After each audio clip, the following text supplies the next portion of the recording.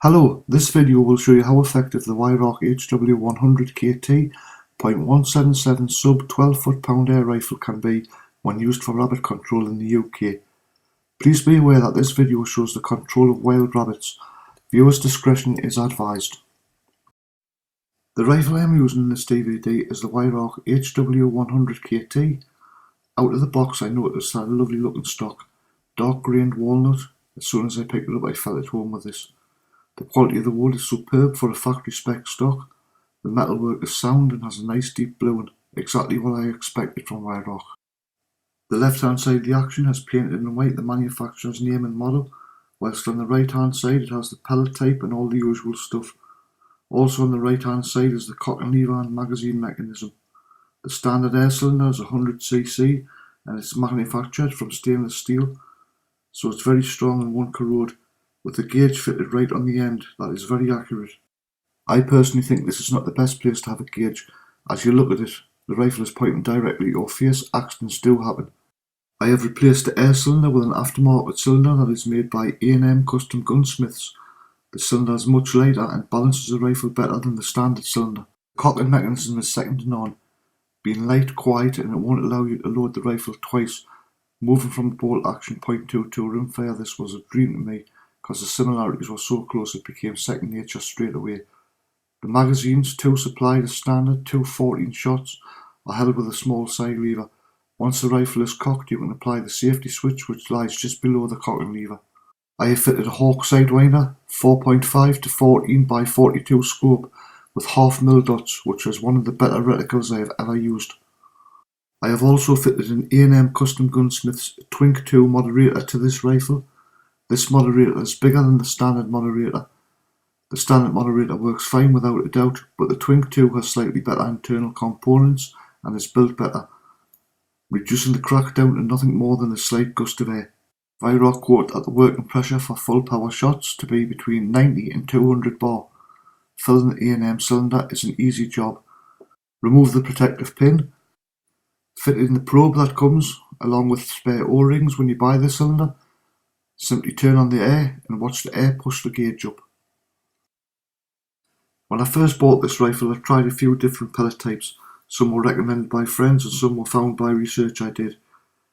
I personally find these Air Arms Diablo Fields 4.52 pellets that are 8.4 grains to be very accurate and consistent for rabbit control. They do the job perfect, so I will use these all the time from now on because of their ability, and they are not overpriced. First and foremost, before you use your rifle, you need to make sure that you're always abiding by the law and your rifle is on or under 12 foot-pound. To do this, you need to use a chronograph. These little Combro chronographs are inexpensive but very accurate. Simply enter the weight of your pellet, set it to the ready, and place it on the end of the barrel. I use the Combro lining tool as well. It makes life that little bit easier. These are very inexpensive as well. I think they work out about 3-4 quid direct from the manufacturer of these devices. Simply fits through the Combro and into the rifle barrel, making sure it's all lined up before you start using it. These fixed to the barrel or sound moderator simply by using an elastic band so it attaches and detaches quickly. These are a must for all air rifle users using sub 12 foot-pound rifles. Now I will check the rifle for accuracy and zero. The scope has a reticle on it that has half-mil dot increments, as shown here. Bullseye on these targets are the size of a 2p coin. Realistically, any shot inside this circle would be accurate enough to dispatch a rabbit. I have zeroed this rifle at 35 yards, that is actually measured using a wheel measuring yards. There is a very slight breeze blowing left to right today, but I'm only going to aim at centre target. In the making of this video I have not used a scope cam, but I will do my best to tell you what hold over or hold under was needed at the time when taking my shots. For a rest I am using the door mirror of my vehicle, just the same as I do when I'm rabbit shooting. If you are a relatively new shooter or find it hard to zero your rifle, I suggest you begin with a bench rest or a bipod, as they are a lot steadier than leaning out of a vehicle using the mirror. Without showing too much target shooting on this DVD, I will briefly explain how the hold over and hold under works with this scope at different distances. I set targets out accurately measured at distances of 20 yards, 30 yards, 40 yards and 50 yards. Taking into account I have zeroed this rifle at 35 yards. At 20 yards the rifle was shooting about half an inch high, so to compensate I aimed using half a mil dot hold under. At 30 yards the rifle needed no hold over or under. At 40 yards the rifle was shooting about half an inch low, so to compensate I used half a mil dot hold over to hit the centre of the bullseye. At 50 yards the rifle was shooting about 1.5 inches low. To compensate for the pellet drop, I aimed using 1.5 mil dots hold over to hit the bullseye. I suggest you run similar tests at various distances before you shoot live quarry, so that you know where your pellet will hit and so that you can calculate the required hold over and hold under to achieve accurate shot placement.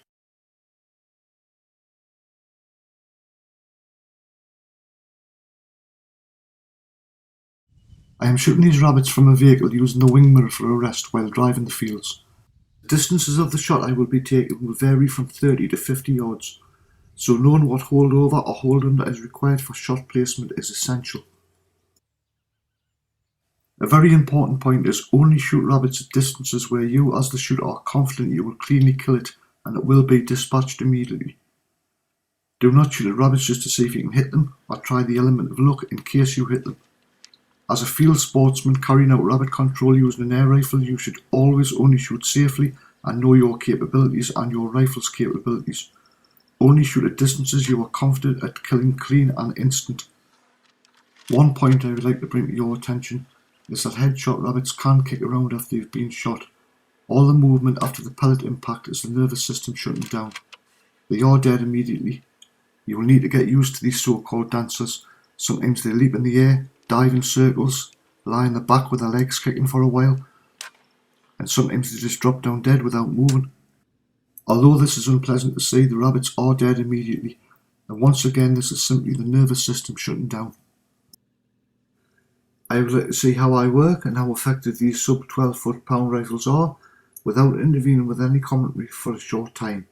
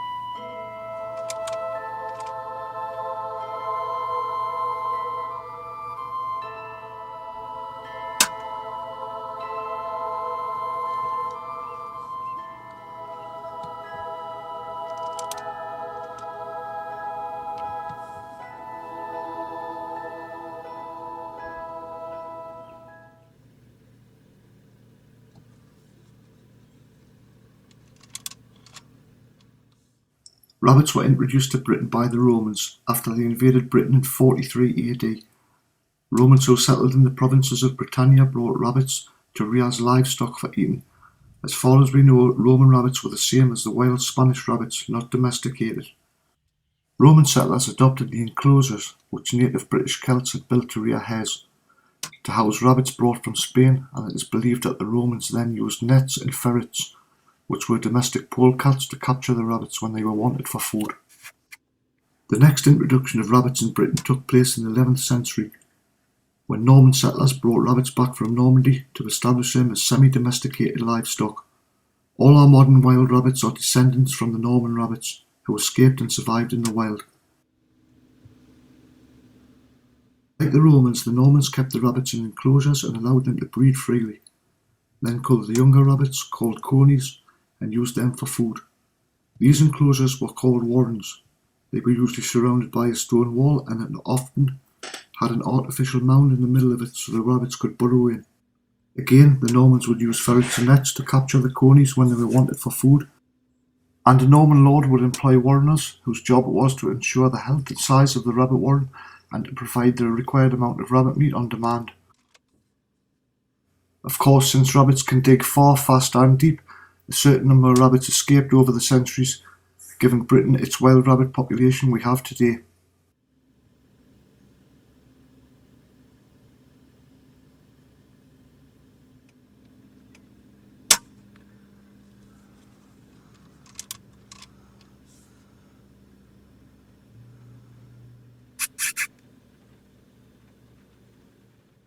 It has been estimated that 9 rabbits can eat as much grass as 1 sheep, so they do have a dramatic impact on grazing land. The damage caused by rabbits in the UK is estimated in the region of £100 million annually. In the UK, the rabbit population is around 40 million and grows about 1% each year. Rabbits breed all the year round, but the main time of breeding activity is early spring till the end of summer. Usually 4 to 10 young are born in a litter, but a litter of 24 has been recorded. They are breeding age after 3 to 4 months. One breeding pair of rabbits can multiply from 90 to 100 rabbits throughout the year in ideal conditions.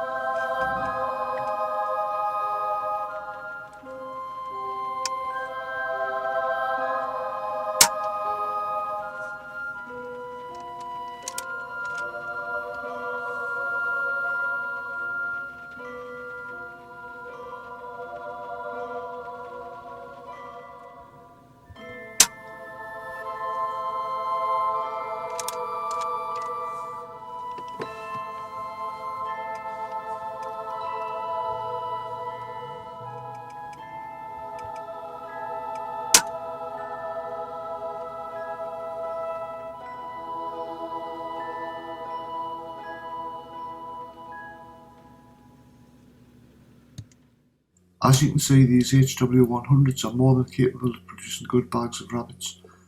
They are extremely accurate and consistent. The rifles are currently retailing at around £750 mark, which at first glance seems a lot to pay, but overall, because they are so reliable, down to every feature including the magazine, which has no fiddly parts on it, you simply load it with 14 pellets, pop it into the gun and it self-indexes. With the 14 shot mag loaded with pellets, you can fire off all 14 shots in less than 30 seconds. Not very accurate though, but it just shows this gun has got that capability. Very little can go wrong with these rifles apart from the obvious internal seals leaking, which is not common with this rifle, and if it did happen, they are very cheap and easy to replace.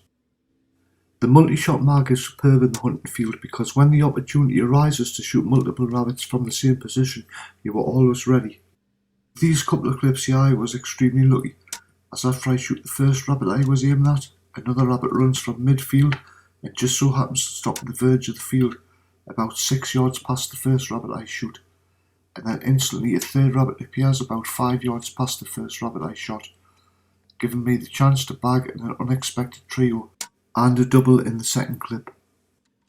This is a good example of when you need to know what holdover to use so that you can get precise shot placement on every target.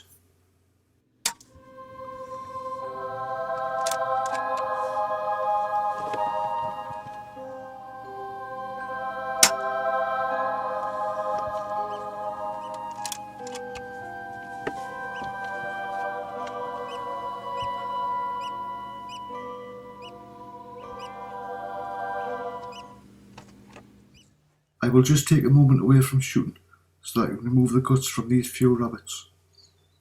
This method I am using is called the push gutting method. The guts need to be removed quickly for a couple of reasons. Firstly, so that the rabbit meat is not contaminated. This time of year is quite warm and the guts will gas up and expand quickly. Once this happens, it can taint the meat and makes the removal of the guts harder. If you're push gutting, the chance of the intestines bursting is increased, and the same applies if you're using a knife. Once the guts gas up, it's easy to nick them with a knife and ruin the rabbit meat. So the guts, get them out quick. This method takes a few minutes to do, and because you make no split with a knife, you reduce the risk of fly contamination.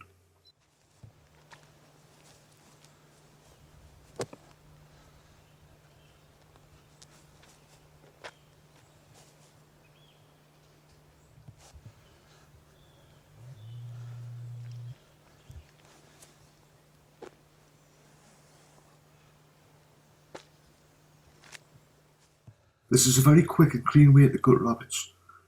Simply grip the rabbit as near to the front legs as you can and begin to force the guts towards the rear of the rabbit. Once the guts are below the cavity of the stomach and under pressure, the final push will force the guts out all in one go. You are not trying to crush the ribs or put any excessive pressure on any internal organ. You are simply moving the guts towards the rear of the rabbit. Think of it like moving water in a balloon that is half inflated by hand. You don't want it to burst until you have all the water under pressure. Some people find this gutting method hard, but with a little practice it will become second nature. This method will not work if you grip too hard and begin crushing the rabbit. Another mistake is leaving the guts in too long so that they begin to gas up. Once this happens, the guts themselves are already under pressure, and when you begin to push gut, they just burst inside the rabbit. As a rule of thumb, I always remove the guts from a rabbit within 30 minutes after they have been shot.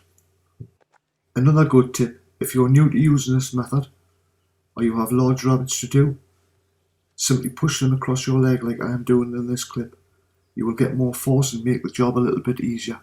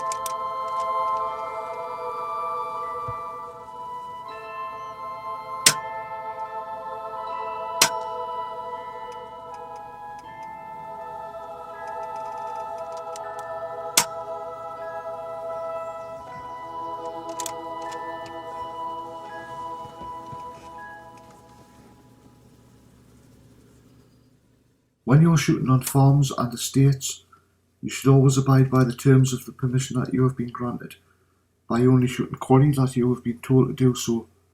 If you have been granted permission to control rabbits, simply ignore all other species. If you are daft enough to shoot stuff that you're not supposed to and get seen or found out, you will lose permission immediately, and when word gets round that you're not trustworthy, you will lose permission elsewhere.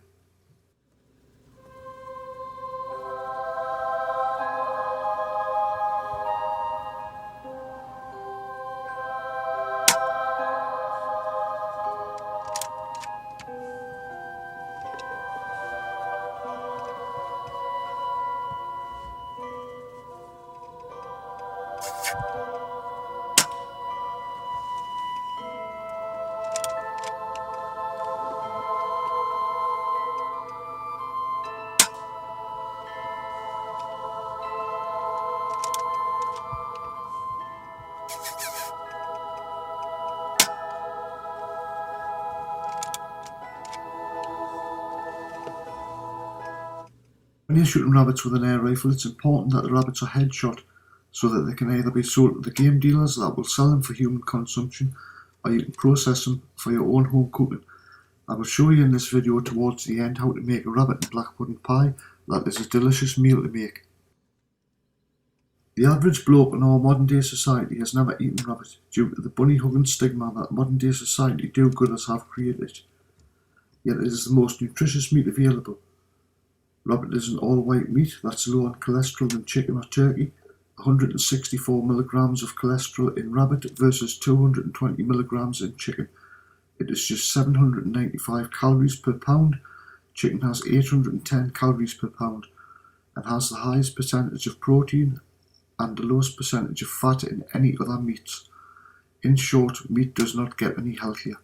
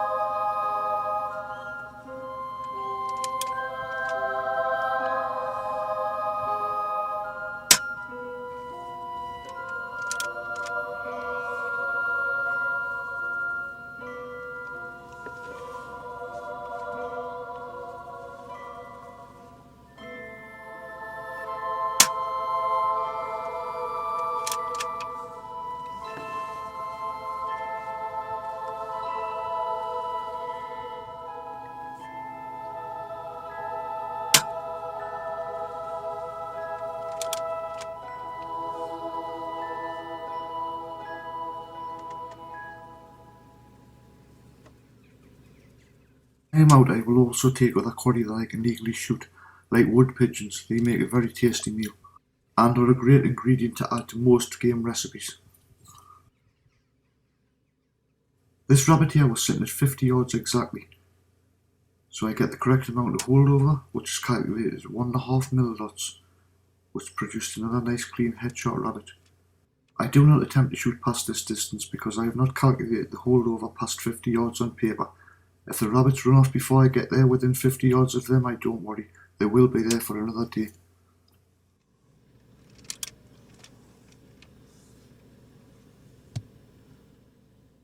I find by driving the fields with a vehicle and shooting, you can get much closer to the rabbits. They are used to seeing farm vehicles, quads, tractors, etc. that do not pose a threat to them, so by driving around slowly you can simulate what they are used to seeing on a daily basis. And not to mention, whilst trying to video the situation, it's easier filming through the windscreen rather than scrambling around in the undergrowth with a huge broadcast camera. Using this type of camera can be deceptive as far as showing distance, Although all the shots are taken between 20 and 50 yards, some look a lot further out due to the lens of the camera. The next few shots I'll try and describe the distances where the shots were taken. This rabbit here is sitting at 34 yards. It was presenting itself perfect, so I could shoot it with no hold over or hold under to get a nice clean headshot. This rabbit here was sitting on the edge of a field at 37 yards. Once again, I gave no hold over or under to achieve a perfect headshot. This rabbit here is sitting clapped at 30 yards. It was presenting itself nicely. I take the shot, aiming just right of its eye towards the ear. Another good dispatch. Another rabbit is sitting at 40 yards. This time it is not presenting itself so I can get a clear headshot. I give it a little squeak. This makes it lift its head to see what the noise is. Once I get a nice clear view of its head, I give half a mil dot hold over. At this distance, producing a nice clean headshot.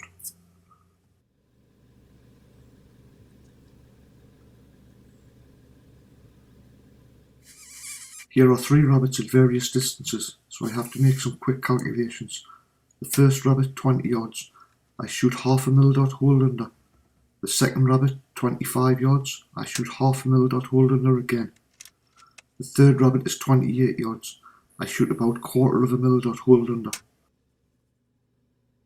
These crows are a problem on shooting estates. Any chance of shooting them will always be appreciated by gamekeepers.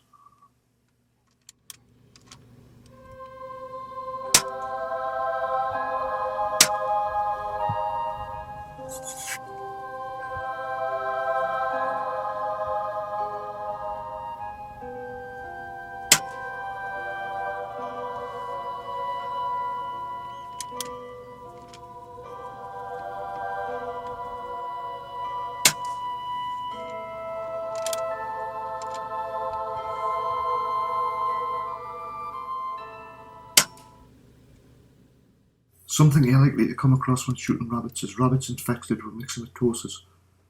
Up to now this year I've been lucky enough not to see it, but it's always just around the corner when there is a large population of rabbits. The virus was apparently introduced into Britain around 1953 and had devastating effects to the rabbit population. It is transmitted by the rabbit flea. At first the virus was welcomed by landowners and farmers as they thought it would be the mass extermination to one of Britain's biggest pests. Later in the 50s, the Pest Act criminalised the intentional spread of the virus. It still has devastating effects to this day, although some rabbits have built up immunity so they can recover from it. Another virus that has devastating effects to the rabbit population is RVHD. RVHD is a single-stranded RNA virus. It can remain viable in temperatures up to 60 degrees centigrade and is thought to survive in the environment for several months. The disease causes the blood to clot. Characteristic pathological changes include blood clots in the respiratory and digestive system, the spleen, cardiac muscles and occasionally the kidneys. Symptoms are not universal and it may include loss of appetite, lack of coordination, respiratory difficulties, loss of blood, including nosebleeds. However, animals show very few external symptoms of the disease, and it is much more likely that an apparent healthy-looking animal will just drop dead.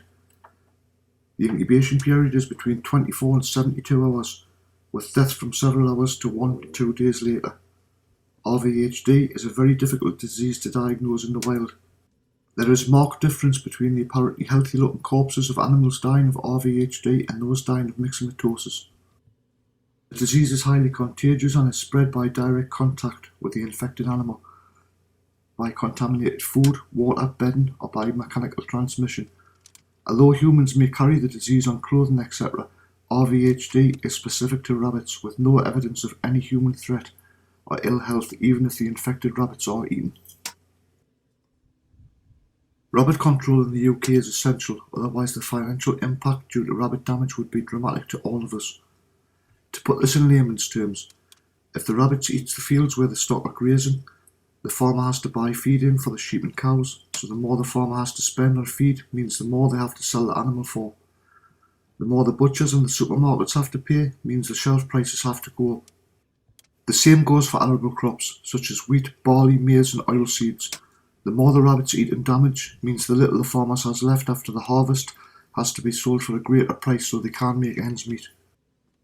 People say to me they don't agree with shooting rabbits, and it should be the job of natural predators, but realistically natural predators like foxes and hawks would have little or no impact on the rabbit population we have today. Even with man's involvement helping control rabbits, the rabbit population still increases by around 1% every year.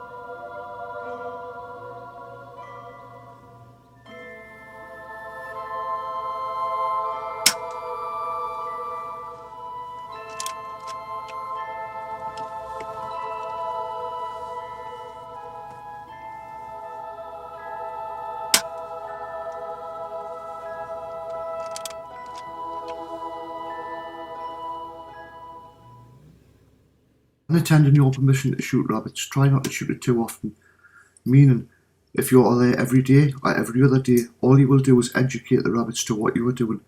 It'll not take long before the rabbits will run off and only sit at distances where they are unacceptable to shoot them. If you want large number of rabbits frequently, you need to rotate the places you attend. I think after you've shot them heavily, the place needs about a 2-week period untouched, so that the rabbits can regain their confidence and forget all about what happened the last time you were there and shot it. Some landowners and farmers want you there on a daily basis, believing that the more you are there, the more rabbits will be removed. Sometimes you have to explain the best way that you can that the place needs a rest so the rabbits do not become spooky and educated. The same thing happens when farmers allow multiple people on their land. They think the more shooters on the land, the more rabbits will be killed, but this is not the case. After a short time period, the rabbits will become unshootable. One shot will probably empty the fields. Best of luck trying to explain this if the problem does arise.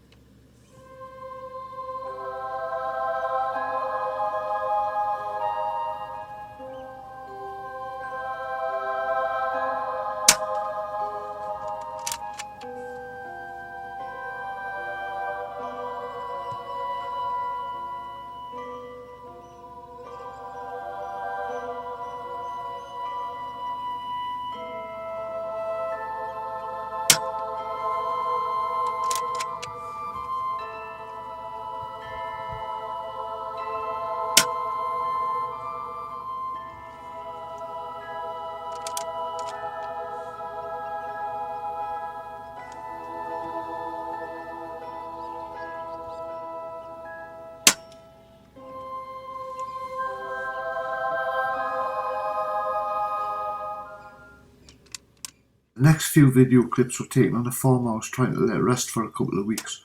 Upon arrival I noticed that some of the rabbits were quite spooky and reluctant to sit tight. Possibly somebody has attended and shot the rabbits in the last 2 weeks I was giving the farm a rest. I'm about 30 yards away from this rabbit. Notice its ears go back instantly when I load the rifle. It looks like it is on high alert. Really it should be at ease.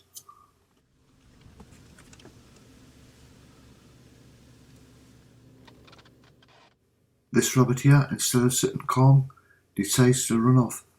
Luckily it stops and sits just shy of a fence. It is about to run through, giving me the opportunity for a nice clean kill and a headshot. Further down on the lower land of this farm, the rabbits seem to be sitting a bit better, and my presence is not posing too much of a threat, allowing me to get perfect headshots.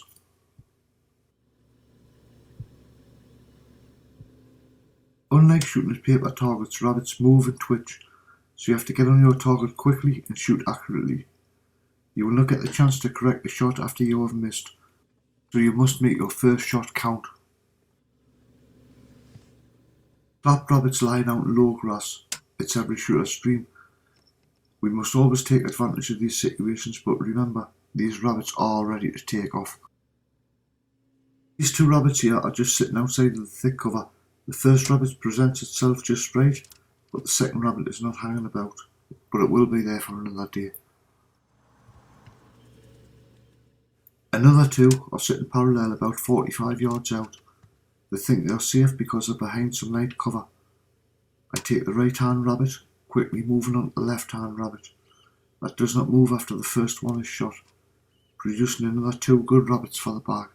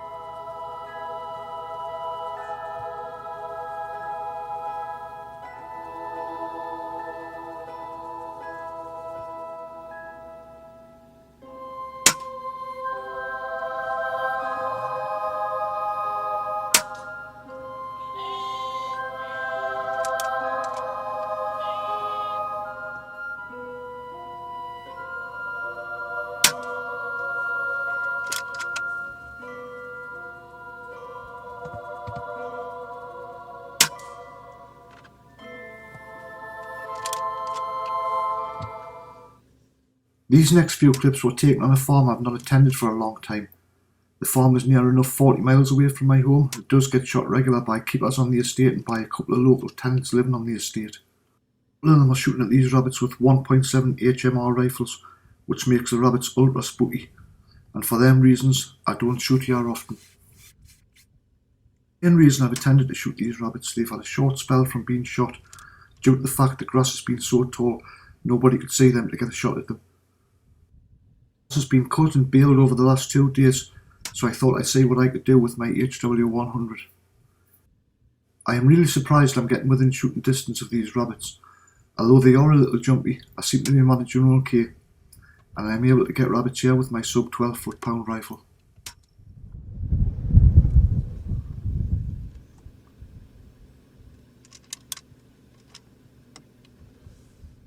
While driving over a field, I stumbled across these woodcock, 3 of them sitting quite settled, obviously a hen bird and a couple of offspring. I just began saying we should video these as they are a beautiful bird. I noticed a rabbit sitting very close to the mature hen bird. I take a careful aim and notice there's a good opportunity to get the rabbit cleanly. To my astonishment, once I shoot the rabbit in the head, the hen bird lifts slightly and begins to display itself and blows herself up, creating a nice show of her feathers. It looks as if she's trying to ward the dead rabbit off. This is one thing I've not seen before. The 2 younger birds she has with her never flicker. They don't even move in the least, they just sit there knowing the hen bird will protect them.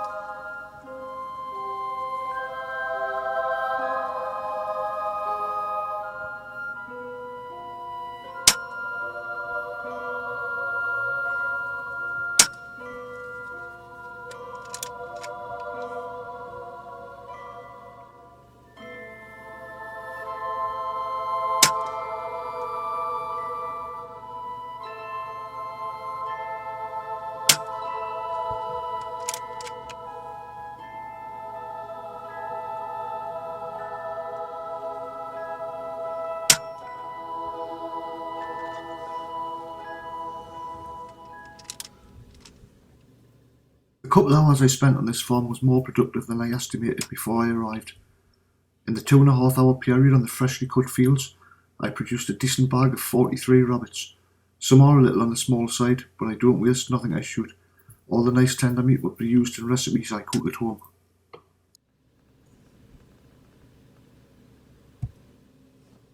More than happy with this HW100. It's turned out to be a great rifle for me, producing some good bags of rabbits. Being under 12 foot-pound, the big advantage is that no licence is required to own them, and they are cheap to use, as 500 of these pellets is less than £10. If you do decide to buy one of these rifles like I have, I'm sure you'll not be disappointed, as these are a fantastic piece of kit. The question I get asked frequently is why do you use a sub 12 foot-pound air rifle when you could use a rimfire rifle? Well, in no way am I about to start calling them rimfire rifles, as I've used them in serious pest control since the early 90s, when I was granted my firearms certificate. I have shot thousands and thousands of subsonic rounds and cured many a big rabbit problem with these rounds. By using the rimfire, I found I became lazy and began to abandon skills that made my experiences so much memorable. And sometimes I need to reflect where I began, and why I'm good at what I'm doing using traditional methods I grew up with.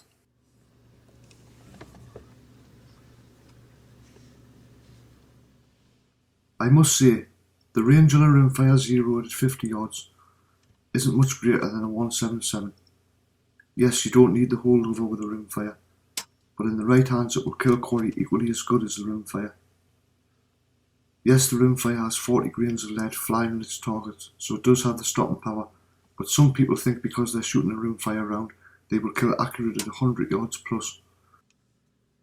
Fair enough, if you zero the rifle in at 100 yards plus, but in reality, you're shooting at the average rabbit at ranges between 30 and 50 yards, so zeroing a rifle in at 100 yards would be silly if you're doing pest control. If rabbits are 100 yards out, simply get closer, move within 50 yards to shoot them. It is really that simple.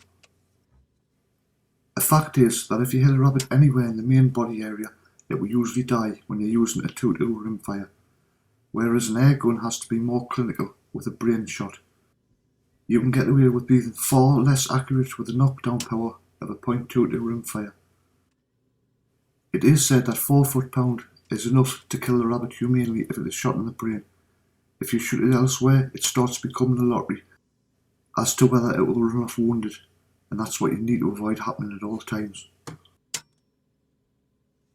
In fact, a pellet like I'm using here, fired at 11.9 foot-pound, just under the UK limit for licensing laws, theoretically could kill a rabbit at 100 yards. But I bet you couldn't hit one rabbit out of 20 in its brain, an unknown distance, well beyond the point where you have zeroed, using mil dots to guess where you might hit.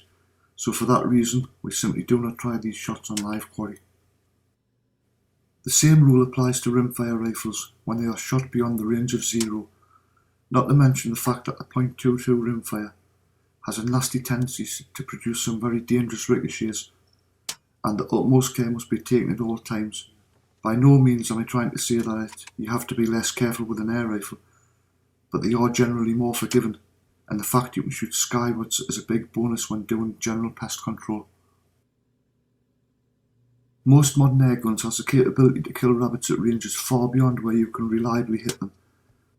The biggest limiting factor is when using air rifles is the shooter's skill. The air rifle puts the challenge back into shooting. If you are fairly new to shooting, then the additional power and therefore range of a rimfire rifle has its attractions. But once you've used them for over 20 years, you then start to appreciate quality shots over quantity of shots. A good day with an air rifle becomes an average day with a rimfire. The challenge presented by hunting with an air rifle will provide more satisfaction and pleasure than the relative ease of filling a game bag with a rimfire rifle.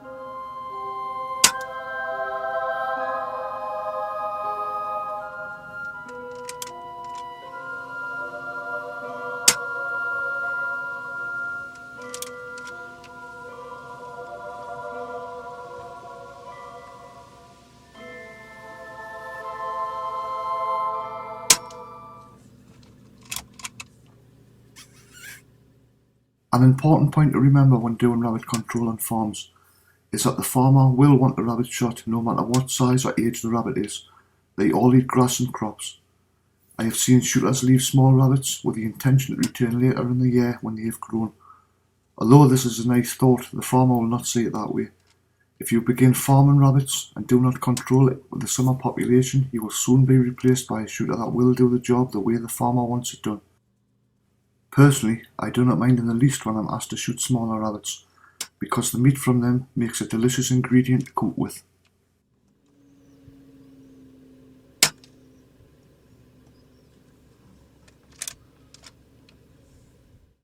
These next few clips will show you some feral pigeon control in a disused factory that is awaiting new owners. I was asked to call in and shoot a few before the problem gets out of hand like it is in some nearby buildings. Pigeon activity in and around a building may directly damage the structure, as pigeons are capable of lifting roof coverings and get in, especially if the roof is already slightly damaged. This activity can allow water penetration into the building and large-scale decay. The presence of feral pigeons, and most especially their feces, represents a potential health hazard to employees or anyone else that comes in contact with them. The health risks are increased when large accumulations of filth build up inside the building. They are commonly carriers of a number of serious human diseases. Dealing with large colonies of feral pigeons can be expensive and time-consuming, unless they are taken care of in the early days before the problem gets out of hand. Health and safety problems are also caused by the build-up of feces due to the slippery and unsafe footing it provides on walkways and ledges, hindering proper building maintenance. Though they are fed and encouraged by some members of the public, pigeons represent a public nuisance as well as a health hazard. This kind of bird control using an air rifle is very effective for getting the job done, and shows how effective these HW100s are in yet another situation.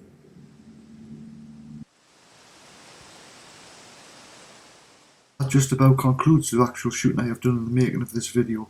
Although it is not the end of the video yet, I hope you can see how efficient these air rifles are in connection with pest control.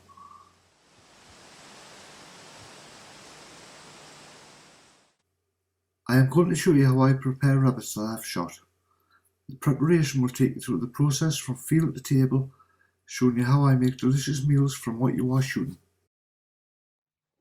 I will not turn this video into a cooking video, but I'll describe the basics and one of the best ways to cook rabbits for the newcomer trying this out and maybe has never done this before, to the experienced shooter that might not have cooked rabbits in this way before. This is the way I prepare the rabbits I shoot. I begin by using a cleaver and removing the head and lower legs by simply cutting them off. This in itself makes the skinning process easier. This is a method I always use when doing a large number of rabbits. I found it to be quicker and easier than other methods people use. To be honest, you can remove the heads and legs from the rabbits straight after you've gutted them and bury them in the same hole you put the guts in. By doing this you are taking less waste home with you.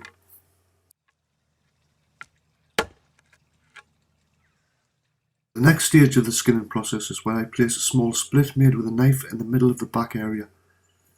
I do this to all the rabbits I'm working with before moving on to the next step. To make the split in the back, all you need is a sharp small pocket knife. I find a pointed knife is better for this job. Although you are only puncturing the skin, it can be a little tough if you use a wide blade knife.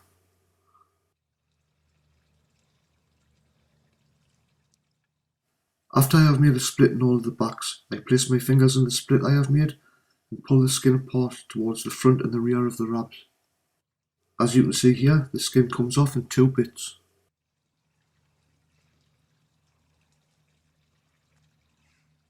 When you remove the tail, sometimes the tail breaks free, removing the small piece of lower intestine with it, and other times the tail breaks off by itself. When this happens, you might have to nick either side of the tailbone with your knife and remove the remaining waste.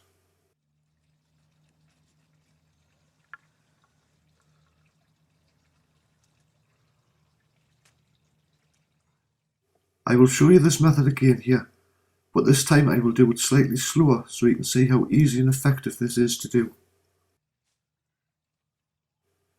Placing your fingers in the split we made earlier, just draw the skin towards the front and the rear of the rabbit.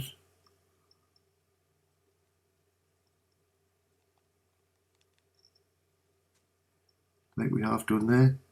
Take the tail, slight twist and pull it out, drawing the lower intestine with it. You can split between the two rear legs like I've done there, just to check that it is nice and clean. Some people use different methods to skin and prepare rabbits. I will not be contradictory of their methods, because if that's what they have found easiest and most effective, it's the best way for them. Although I have found this way to be the most productive and quickest for myself, especially when dealing with large numbers. Whatever way you decide to use to prepare and skin the rabbits, make sure they are cleaned thoroughly and the small piece of lower gut and bladder is removed.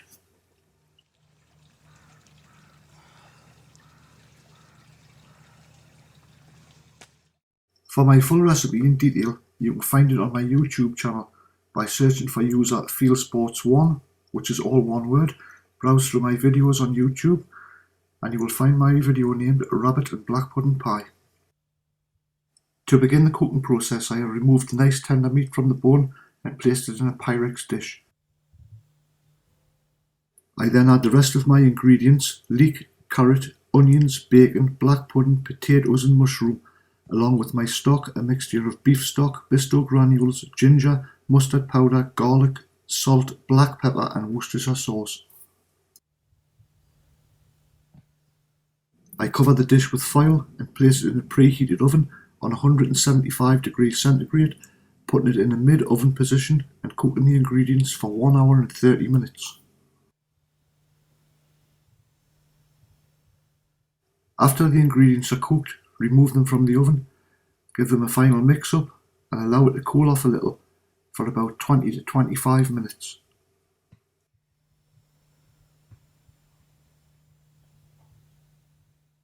You can of course make your own short crust pastry, but for convenience I use this packet mix short crust pastry.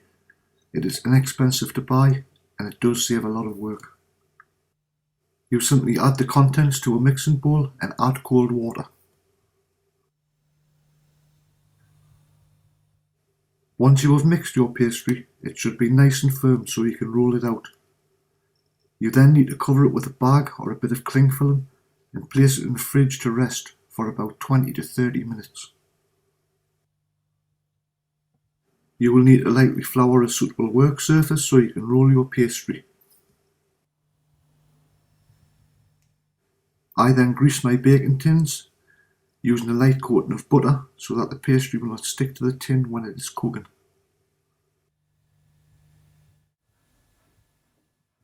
Then roll the pastry out so that it is big enough to fit inside of the tin without stretching it. I personally roll my pastry thin, but the thickness of the pastry is up to the individual. Place the rolled pastry inside the tins, pushing it right down to the bottom and leaving a slight overhang. Add your filling mix to the pie bases and spread it out evenly. Brush some beaten egg around the edges of the base. This will help the top to stick. Roll out some more pastry for the lid and place it on the top. Using your finger and thumb, nip around the edges to seal the top to the base. Glaze the whole top with beaten egg, then trim all the excess pastry that is hanging over the edges of the tin.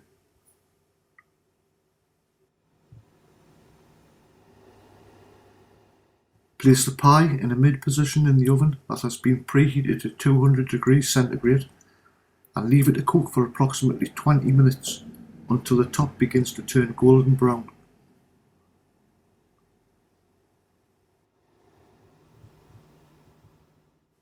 After the pie looks golden brown, remove it from the oven and leave it to cool for about 30 minutes. This helps the filling to set, making it easier to remove the slices from the tin.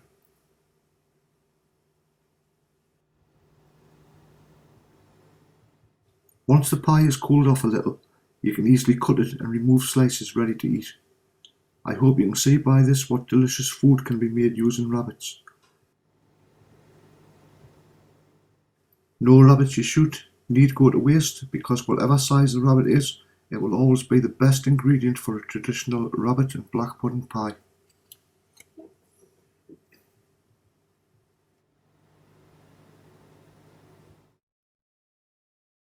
Once again, if you would like the full recipe in more detail, please visit my YouTube channel, searching for username FieldSports1, that is all one word, and see my video recipe on rabbit and black pudding pies. I hope you have enjoyed watching this DVD and you've picked up some tips along the way.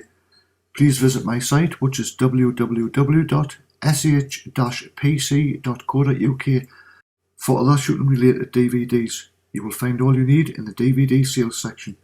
Thanks for watching.